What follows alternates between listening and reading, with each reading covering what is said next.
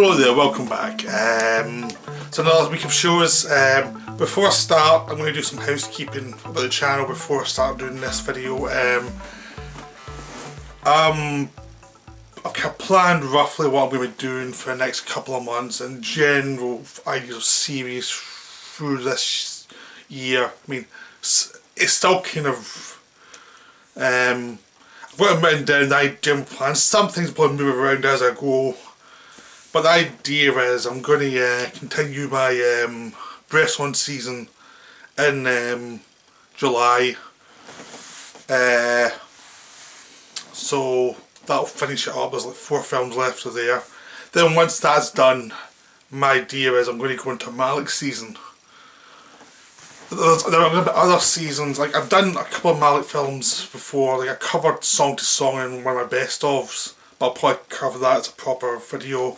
I've done a video in Night of Cups which I'm quite fond of, so I probably won't do that one again. I'll probably just highlight it again as what I want to watch. So the Malik season is coming. Also, I'll be doing a Roma Bergman season where basically I'm going to compare and contrast Roma and Bergman, which I think could be quite interesting. So I've got Roma box set here and I've got the Bergman Criterion box set, so I'll be covering certain Bergman films and covering Roma films. I'll also be going back to 2 series that I was doing before that I was taking a break from, because I wanted a bit of a breather from, but I want to go back and do more, which will be the De Palma season and the Alan Clark season. So both of those will be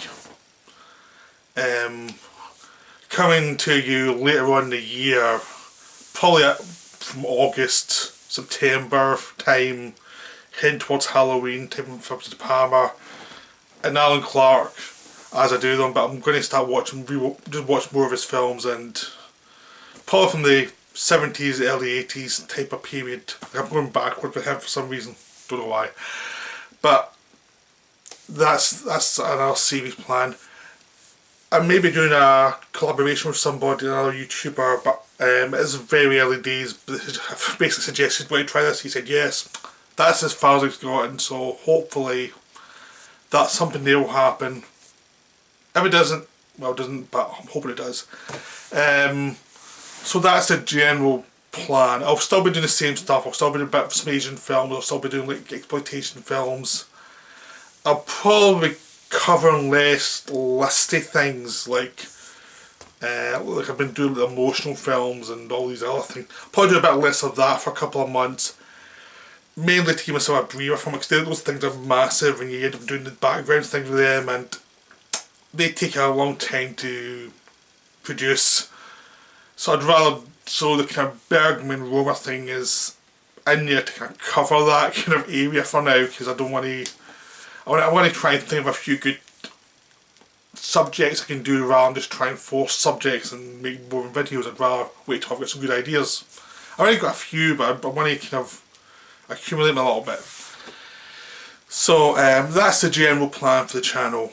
I also want to do some more like Buñuel films and Dreyer films. I think Dreyer is, I think SGS Films suggests he might be doing some Dreyer films, so I'll wait and see what he does. I'm not sure if he said he was doing it or he was thinking of it, but I don't know. But when he did the video with the Passion of Joan of Arc, he mentioned the Dreyer box set, so I'll see what happens with him there before I really go far into Dreyer. But I'm keen to do him as well at some point.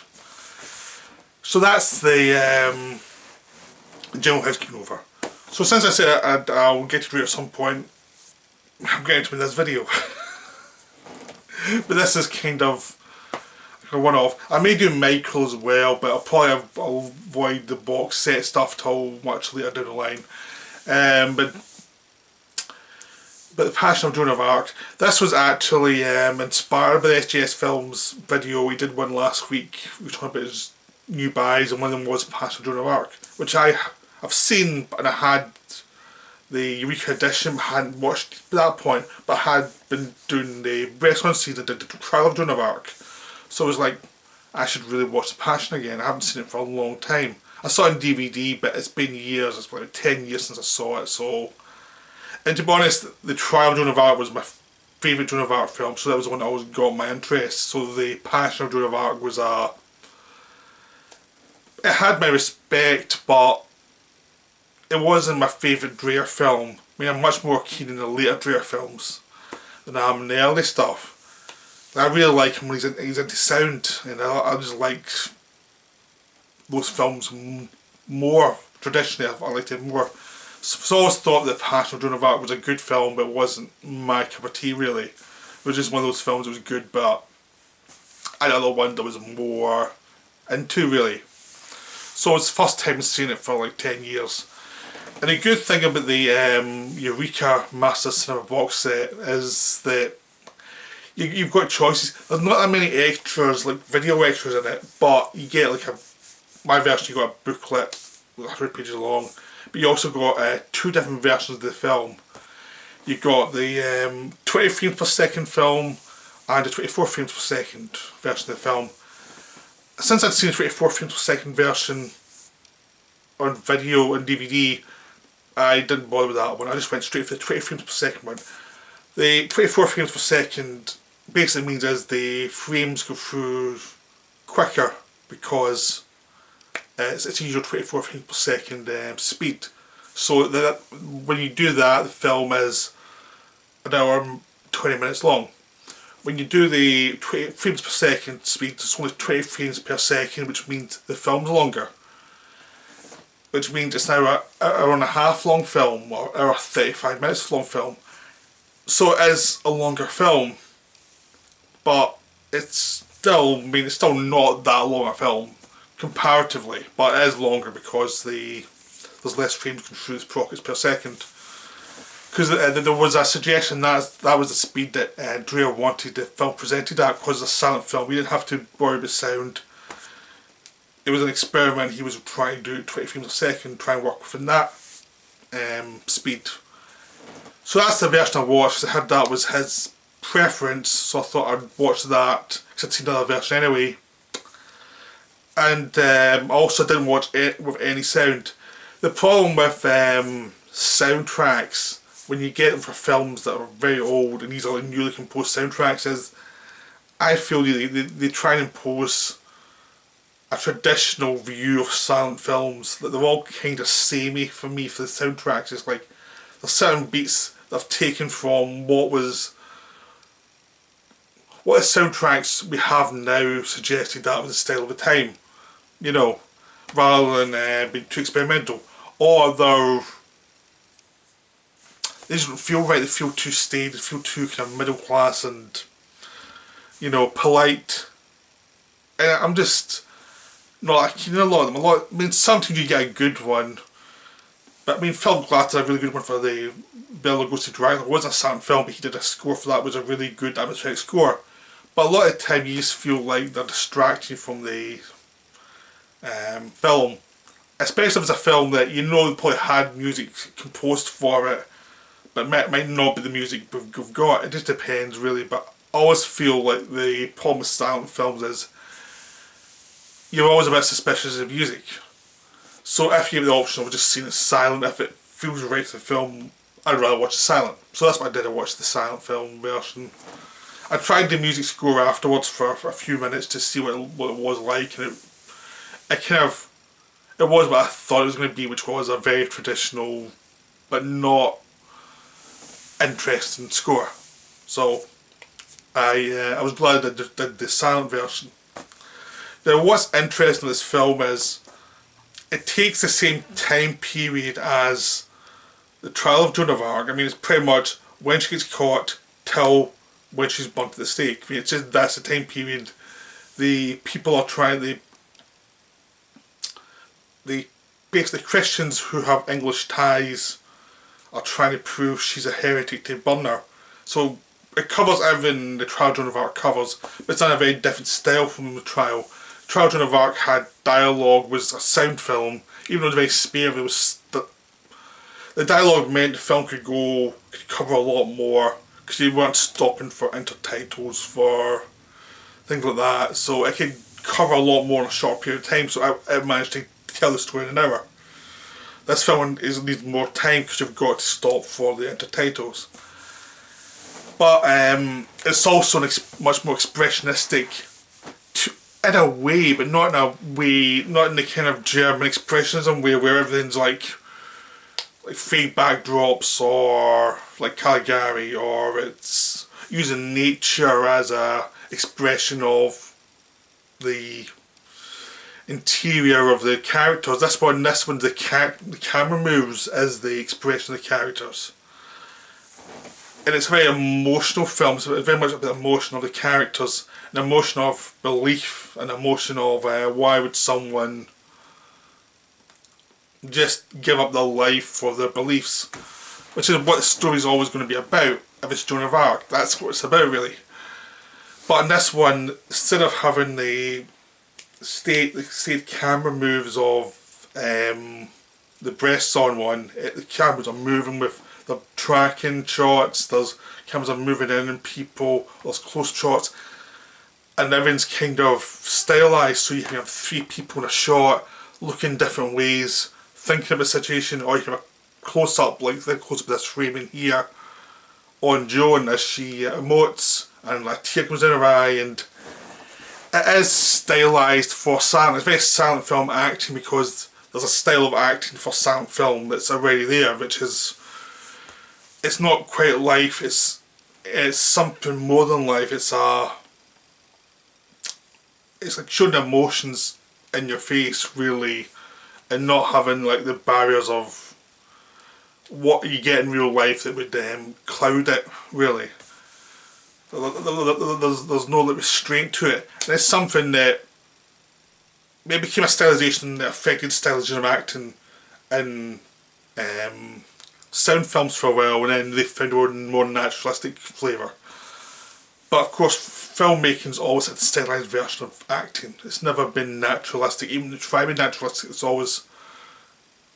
always something there that's always like, it's because it's drama, it's not real.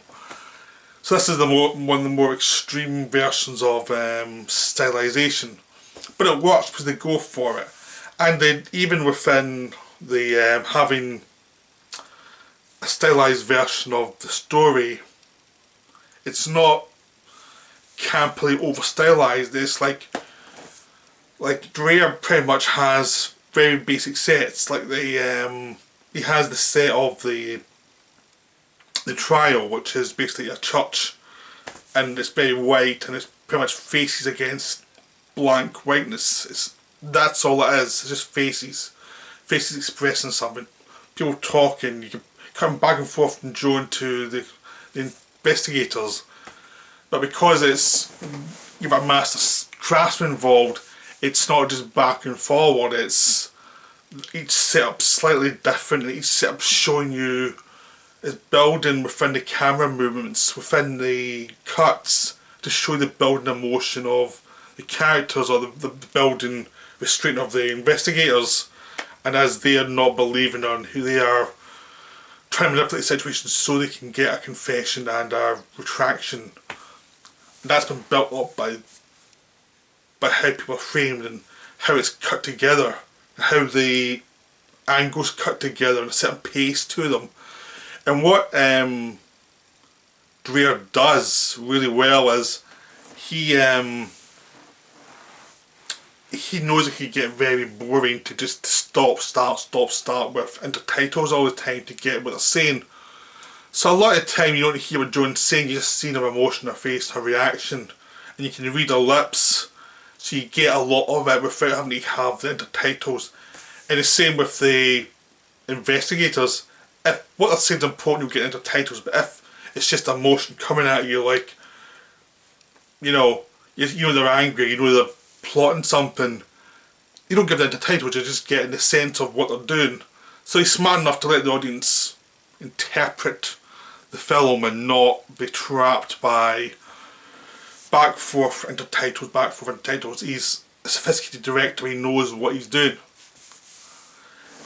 So even though, I mean, he's so good at the camera moves. I mean, there's all these camera moves that float through all these priests as they're talking, and you just see Joan as a singular figure, the person trapped by them. And because of the 20 frames a second, I actually looked at the 24 frames a second version,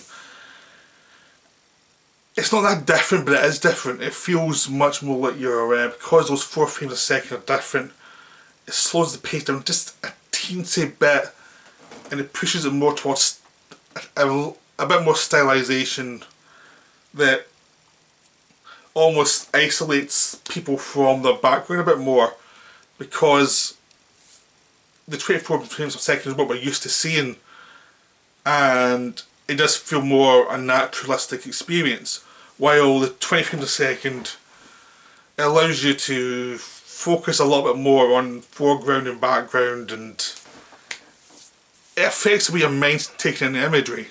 And because you know if something's different about it, it feels much more like a framed painting intercutting with other framed paintings, creating a sense of it's an art piece, but with the actors as human sculptures. So the lead performance is terrific, even though she has to be stylised, right? She can't. So she has to. She can underplay things, but she's underplayed within the stylisation. Like she knows she has to be broad at certain times, but there's a restraint within the acting as well. That's fighting. So you're basically saying someone who's fighting against their emotions. Their emotions are winning out, but they're struggling with it. And there's always a struggle with it that makes the full film feel. There's a weight to it. It's not just a reading of an account of someone getting tried and then burnt at the stake. There is an emotion because the acting is so good, and it knows what it is, and it knows what it is within the context of the film, so it knows how big it has to be. And of course some of that's directing, like Dreyer saying less or more or whatever, but it's also having a very skilled actor in the lead who knows what she's doing and knows how a little movement in her face will affect the scene.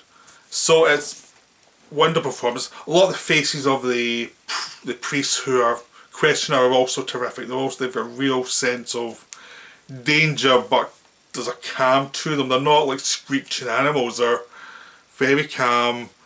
They know what they want, but there's intensity to them. It's always a sense of it's almost like her impression of them rather than the reality.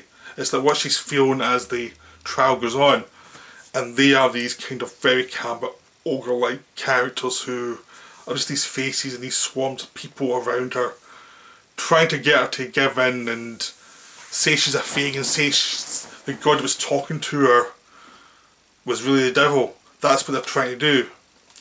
And the stakes of this are very important. It's like to her and to her life and to her reality. It's about religion and religious belief and how important it is to someone. It's almost like the trial of Joan of Arc is actually like the outside view of it, and this is the interior view of it. But it's the same idea, but this is what she feels, and then she has to try and resist.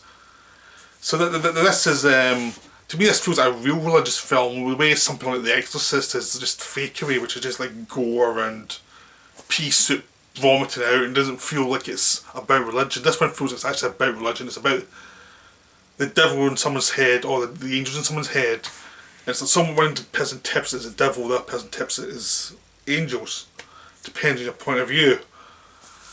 But what's really shocking about it is the ending when they finally burn at the stake. It's pretty horrific.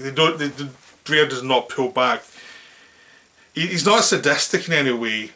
He just shows you enough so you can imagine the rest and realise this is completely out of bounds. This is completely beyond what anyone should get done to them for believing something different. It is like a look at religious mania and where it can lead and the emotions that can tie to the person who's caught up in it, but also the people who are caught up in it from a different direction. It's like the craziness of religious mania, and then it just explodes into this horrific act of violence at the end. But done by a master filmmaker who can use the images to always tell a story, but not tell it in an obvious way. You know, so you're getting story, but the imagery of the build-up of the imagery, the way it's cut together, gives you a sense of the stakes involved. But it's not working in a conscious way. It's very unconscious. It's a film, but it's working unconscious because you're seeing things. You can't just say, "Oh, that means that," in a way a bad film will say, one was give you the subtext, like the characters saying them out loud or something. No, this one expects you to be able to interpret things, even though it's kind of obvious what's going on. There's always subtleties to it that the film expects you to be able to interpret through how it's cut, through how the acting comes out. So the plot's very straightforward, but the meaning of what everyone's doing isn't. So there's a lot more meaning to the film than a very surface level look at it. I hope this all made sense. It's very hard for me to talk about, but I thought that the Bresson version of Joan of Arc was hard to talk about. This one's even harder because it really is less intellectual, more emotional. It's more about